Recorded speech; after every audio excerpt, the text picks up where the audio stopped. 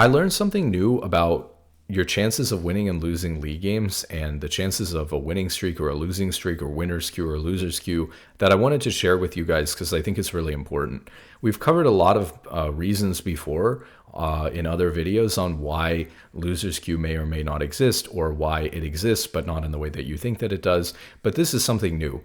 So what I learned recently was that there's a concept in statistics and in probability where even if your average chance of winning a game is still 50-50, if there is a lot of variance game to game, like when you get into game, your chance of winning is actually more like 80-20 or 20-80 sometimes, or 70-30 or whatever, even 60-40. When there's more variance, the chance of a winning streak or a losing streak actually goes way up. And so we can see here from the answer to this question, I asked ChatGPT after thinking about this idea in a recent game. I said that let's say in a game on average your chance of winning is 50-50, but each individual match isn't 50-50. There's more variance. Will this affect the probability of streaks? For example, the chance of a 10-game winning streak or losing streak occurring, or will the probability still be the same since the average is still a 50-50 chance? What the AI answered is that you're absolutely right to suspect that variance matters, even if the average win rate is 50-50. If each game is a perfectly fair coin flip, i.e. every match has a 50% chance of winning, then the probability of a 10-game losing streak is this, which is just 1,024, 1 in 1,024, assuming independence between games. Now add variance to the win probability. If individual match outcomes still average to a 50% win rate, but the variable probabilities, say in some matches your win chance is 80% and in others it's 20%, then the distribution of outcomes changes. So here's what happens. The likelihood of streaks increases because in a higher variance system, you're more likely to encounter clumps of favorable or unfavorable matches. And if you get into a series of hard matches or easy matches in a row, you're more likely to win or lose several in a row. Even though your long-term win percentage stays at an average of 50%, the distribution of win and loss sequences change because it becomes more clustered. So for example, if player A faces matches that always have exactly a 50% chance of win probability, and player B faces a random mix of matches, sometimes with an 80% chance of winning, and sometimes with a 20% chance of winning half the time, so the average is still 50%, both players will win about 50% of their matches, but player B experiences more streaks, winning or losing streaks, due to higher variance. So this is another reason that we haven't really talked about before, I haven't heard other people talk about before, as to why winning streaks and losing streaks are more common in League. It's because of champion select. Now we've talked about why it's because of champion select before, but not quite in the same way. We've said that champion select can make matches feel like they weren't balanced properly. And the reason is because while the matchmaking tries its best to balance before you get into champion select, the matchmaking doesn't take into account what champions are banned. So for example, one team could be 5 one-tricks and all their main champions get banned by the enemy team. Now their chances of winning plummet to 0 to 10% or something like that, yet the game could still potentially go through. And if you end up playing that game out, obviously you're not going to get that 50-50 match you were hoping for. You know, similar things can happen. You can pick a bunch of champions that don't synergize well with each other. But this shouldn't affect winning streaks or losing streaks because it can happen in equal amount of time. But it actually does, because of this concept, affect winning and losing streaks. Because if you're going in assuming it's a coin toss, whether you're going to win or lose each game, then a winning streak or a losing streak is much more or less common. But this situation shows and proves that if champion select causes 80-20 games and 70-30 games and 60-40 games, as we know that it does, that actually means that there are going to be more winning and losing streaks in solo queue. Now, we know that there are other reasons why there can be more winning and losing streaks, such as players going on tilt or feeling really good after winning a bunch of games in a row and riding, kind of high momentum and things like that. Playing really well and being really warmed up and continuing to play more games and things like that, or playing when you're tired and hungry and tilted and just like tilt queuing and things like that. We know that we're human, and so our own performance is not consistent enough to result in pure 50-50 outcomes as well. So we know that there are other reasons why winning and losing streaks would be more common than a coin toss as well. We're not as consistent as a coin is at winning and losing games. We're very streaky because people are kind of streaky.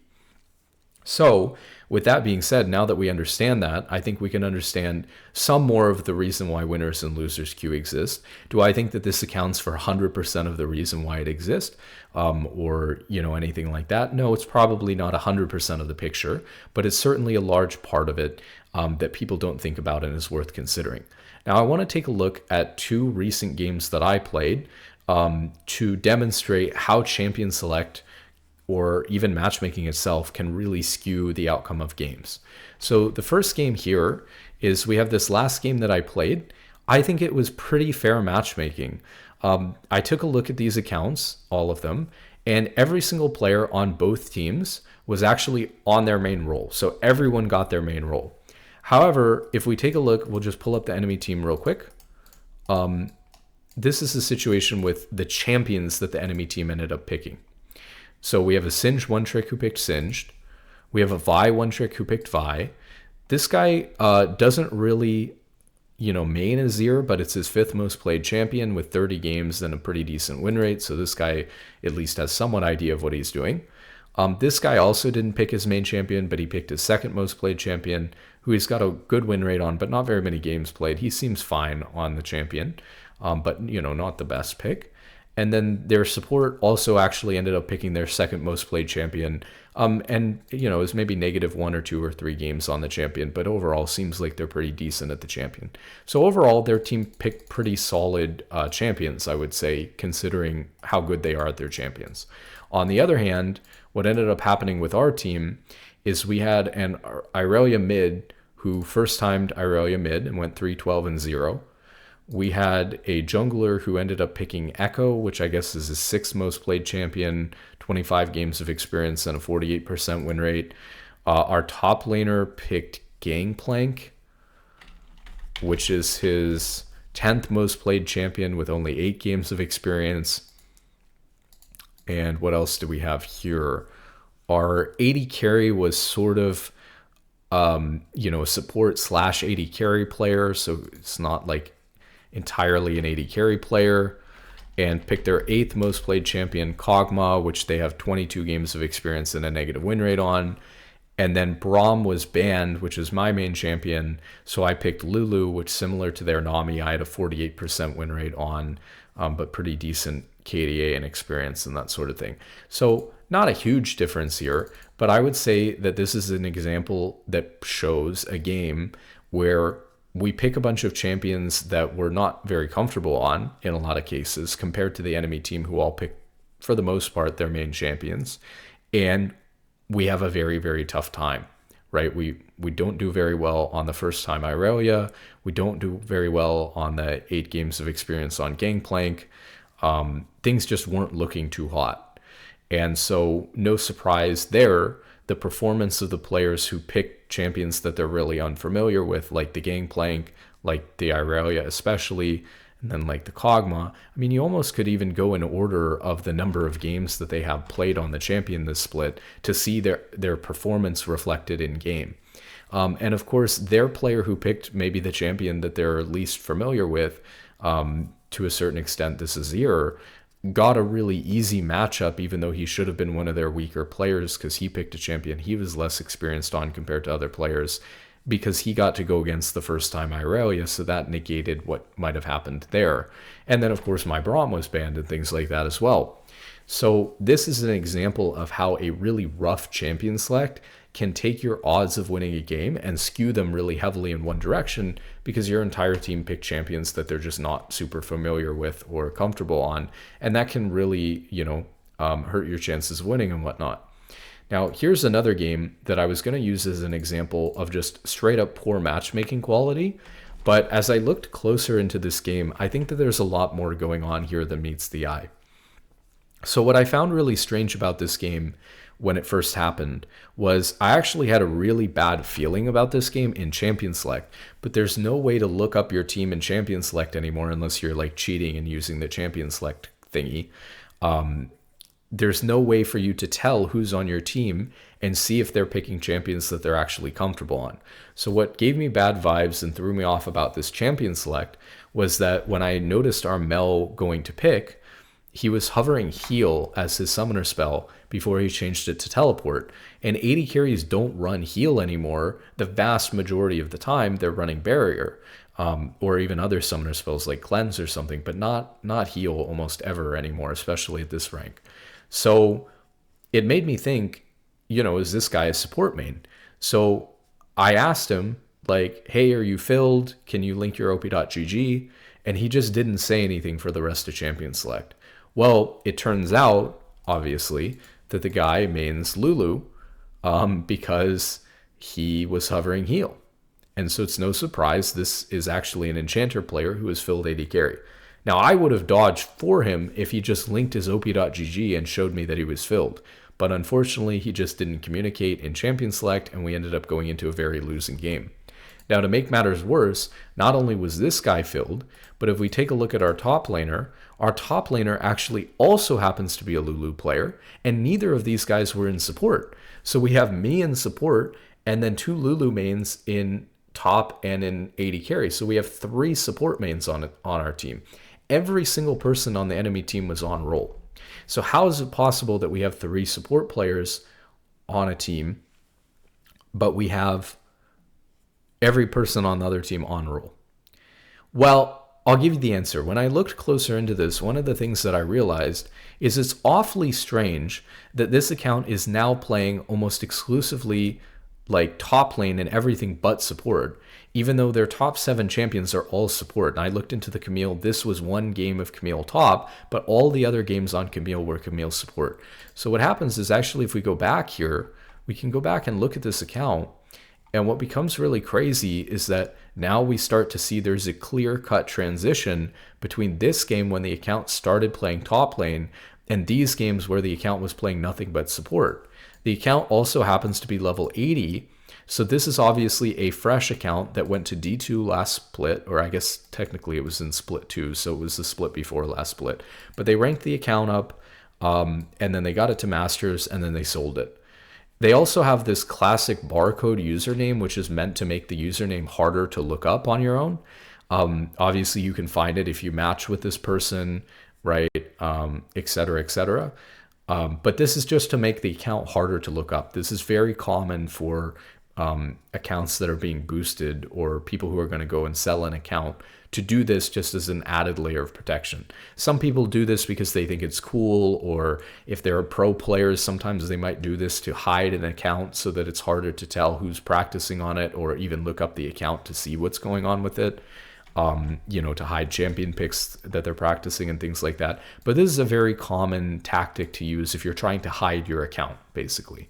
So that's also very suspicious. So to me, this is just very clearly a account that was boosted by a support player to Masters, and then somebody's bought the account and started playing like a multitude between like jungle and mid lane and top lane, mostly top lane, since buying the account.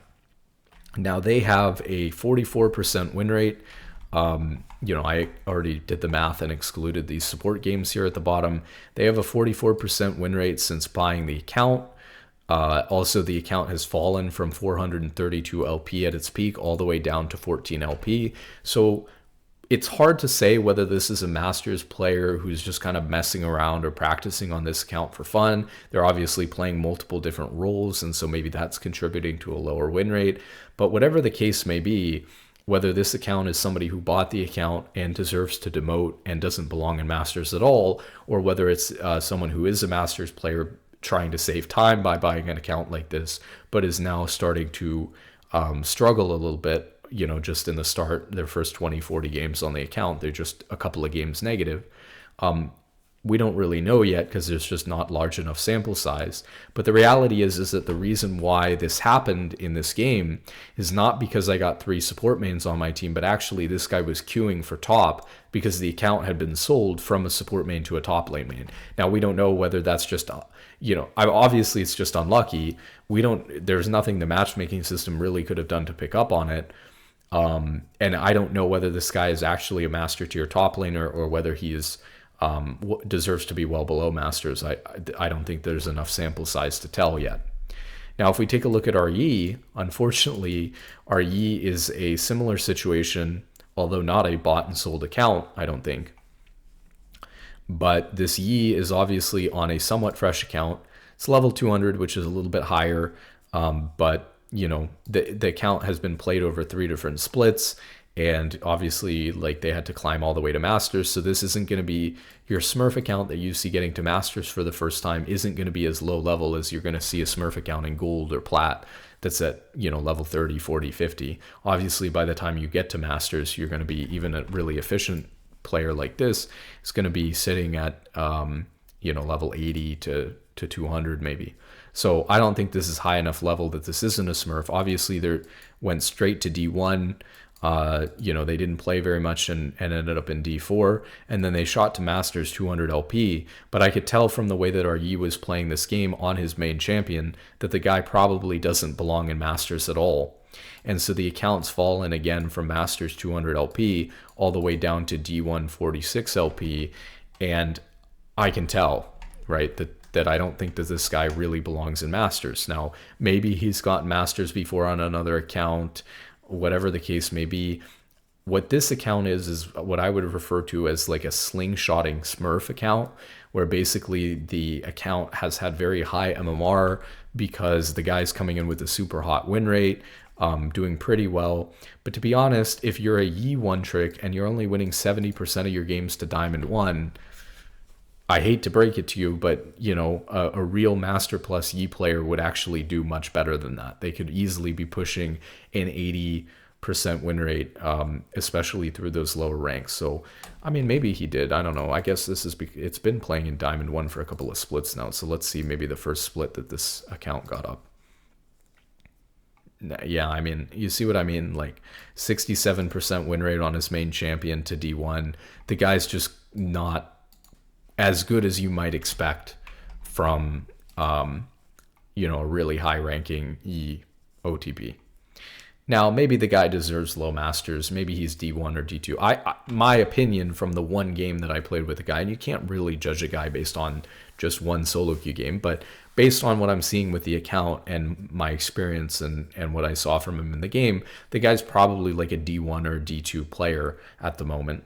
And you know, that's fine. It is what it is. But obviously it's giga unlucky because I've got a bot account and then I've got a, you know, a smurf account that's slingshotting higher than it should be and on its way back down, you know, minus 250 LP. And then we've got the other support player who I think honestly just queued for support and got put in maybe a secondary role in AD carry. So that's, you know, that's just unlucky as well. So technically we've only got one filled player. And then our mid laner happened to actually main Lucian AD carry. And he's mostly played AD carry in his match history. But I think the reason why matchmaking screwed this one up too, instead of, for example, well, I was saying, why don't you put, you know, this guy in AD carry with me and then throw this support player who's being filled anyways into like mid lane or something like that. I think the reason why this didn't happen is because I bet that this guy is actually queuing for mid lane, because we can see here that he queued for mid lane and then he played mid lane again before that. He played one game of AD carry, then jungle, then support, then top. So I wonder if this guy is either queuing for fill or if he's like maybe he just decided to queue for different roles.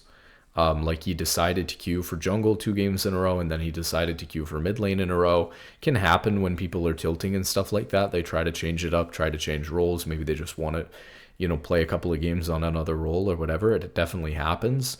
But regardless, obviously, potentially this guy queued for mid, and that's why the system really doesn't treat this as a fill. It treats it as an on-roll player.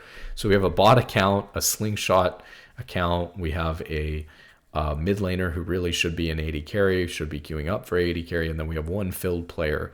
And so I think that the matchmaking may have looked at this game as 5 on-roll versus 4 on-roll and 1 fill.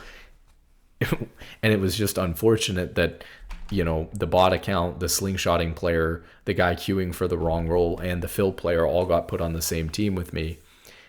Instead of being more evenly mixed between the two teams. That's just kind of unlucky. So I honestly think this game was just kind of giga unlucky. And then on top of that, our filled AD carry player picked Mel, and I can't play Braum with Mel. I've tried. It's really terrible together. So I've been working on my Karma recently, so I played Karma with it. I did fine. We actually jumped out to a pretty big early lead in this game. We were winning like 11-3. But that's how low our chances of winning this game were, that even though we jumped out to a huge lead at 11-3, everyone played so badly that it was still pretty much impossible to win, even getting lucky and starting with a huge lead. Which leads me to believe that if you played this match 100 times, this team versus the other team, I genuinely think we'd probably only win like 10 games max out of 100. So I think our chances of winning this game were literally less than 10% in my experience. So, but whether this is a bad matchmaking problem or an issue with just bot accounts and slingshotting smurf accounts and the way that people queued up for what roles, really, you'd only know if you knew exactly what role everyone queued up for. My argument was that, of course, if you were assuming that these people were queuing for their main roles and that this account wasn't bought, it would have been nice to see, for example, the AD carry player put in AD carry instead of mid lane, and then if you're going to fill this support player anyways, just throw him in mid instead so that you can get the AD carry and AD carry. So now we've just gone from 3 filled players to 2, and then since there are 2 filled players in the game, you swap top laners, and now we have an on-roll top laner, they have an off-roll top laner, and now all of a sudden it's 1 fill versus 1 fill. Problem is that well, there's a lot of problems, right? If people queued for certain roles, that's not possible. Now, knowing that this account was bought by a top laner, we know that this person queued for top, and there was no way for the matchmaking system to know. And it wouldn't have been a filled support in top versus a filled support in mid if you make all those changes, because this guy isn't a support main, he's a top lane main. I don't know. I think the bigger problem with this is that Riot needs better detection at banning these bot accounts, if anything. There's not really much that they can do about the Yi, to be honest. It's something that we kind of have to just deal with in high elo, because the alternative is that Yi, instead of slingshotting up into Masters really fast, because he has a 70% win rate, instead, the alternative would be that he plays through, like Platinum and Diamond much, much slower and ruins like lower elo games for much longer. Maybe the answer is that the slingshotting players shouldn't be slingshotting all the way to Masters. Maybe Diamond should be harder to climb through like it was back in the day, where Diamond had kind of an elo clamp to it. The elo clamp is probably a term people haven't heard in a while. Maybe some people haven't even heard of it before. Elo clamp was the concept that like when you got to Diamond 1 or even Diamond 2 back in like Season 3 or Season 4, you would gain really, really low amounts of LP. Like we're talking about like you'd win and lose like +10, -10 for each game. So that climbing through that one division in Diamond 1 was a major hurdle to overcome that took a while. It would be obviously like twice as long as a normal division to ensure that Masters was a more competitive, higher bar to entry than other ranks and things like that. And actually back then, maybe at one point there wasn't even Masters, it was straight into Challenger. And at another point, right, there was Masters and Challenger, but no GM and stuff like that. Now we have Masters, Challenger, and GM. But it was just, Masters was more prestigious when there was just Masters and there were less players in it. Just Masters and Challenger. So point being that they could have some sort of, make it more difficult to climb through Diamond. So maybe Smurf accounts who are slingshotting with a, 70% win rate or so, can climb really quickly into like Diamond 4 or Diamond 3, but then their climb, it doesn't have to be -10, +10, but maybe they start to experience +20, -20 closer to D2 than they do to masters. But either way, those are minor details in how it works. I don't think that there's a lot Riot can do to adjust that, because to be honest, I'd rather, even though I'm in like masters to challenger, I'd rather have our games be a little bit screwed up, because there's less people playing at these ranks, than I would have like the general player experience be ruined. I care more about, people enjoying the game and not having to play much versus Smurfs than I do about a few high elo games getting skewed because of Smurfs that are a little bit too high. At the end of the day too, like, not only are there less games that it's impacting, because they'll like lose a couple of games in a row and go back down, whereas like they're going to play like 50 games through low elo, so it's more games, more people are being affected. On top of that, the skill difference is less, right? Like in this game, if like this Yi I said is probably like a D2 player or D1 player or something like that. Maybe he even is at one point like a Masters player or whatever. If that's the case, like, okay, it sucks. It definitely is game impacting to have like a D2 jungler when you're, Masters 100 LP. It sucks to be able to have that happen, but it's not as bad as like a D2 jungler playing versus a silver jungler. Excuse me. So at the end of the day, these are the kind of situations that we deal with. I thought before I looked into this game more that this was an example of just poor matchmaking, where they could have taken the same pool of players and distributed them much better in this game. But I think, as is almost always the case when you do see weird examples like this of just really skewed, crazy games, first off, they're not happening very frequently. I had to wait for a long time to even find an example of this. So they're not happening that frequently. Like, I go on to win my next couple of games, you win some, you lose some, it is what it is, But this is more of an issue with the bot account and stuff like that than anything else. Like Riot, the only thing that I think Riot can really do about this is, like, it's annoying that this guy queued for a role he's not good at. It's annoying that this guy didn't tell me that he was filled and we didn't dodge. But the main problem here that Riot can do something about is just banning these obviously like bought and sold accounts. Like, this is so obvious to anyone who's like knows the game and knows what's going on with their, these accounts on op.gg. Like, you see this and you're like, instantly ban this guy, like, do something about it. Like, what? So I don't know. I hope you learned something at least about this statistical thing that I realized the other day. Didn't know much about that. It's a big reason why I think winning streaks and losing streaks are more common in League, is essentially that champion select is skewing games like 70-30, 60-40, 80-20 even sometimes, or worse. And when that happens, it's not just that there's, a 50-50 chance of you winning or losing 10 games in a row, so 1 in 1,024. It's that sometimes you'll get a clump of 5 games in a row where matchmaking was like 80-20. And that's what people perceive as loser skew, because there's nothing they can do about it. They look up their teammates and they're like filled or picking champions they just don't know how to play. But it's not like Riot can mind control your teammates into picking the wrong champion in champion select. It wasn't intentional by Riot or by the matchmaking system that your teammates picked the wrong stuff and you lost, or even that your teammates queued for the wrong role and you lost because of that either. That's mostly on those people being stupid individuals, and I don't really know what the matchmaking system can quite do to fix that. If anyone has any brilliant ideas, I guess we can let them know. But at least we're aware of what's going on and what the situation is. With that being said, good luck in solo queue, stay lucky, and have a wonderful day.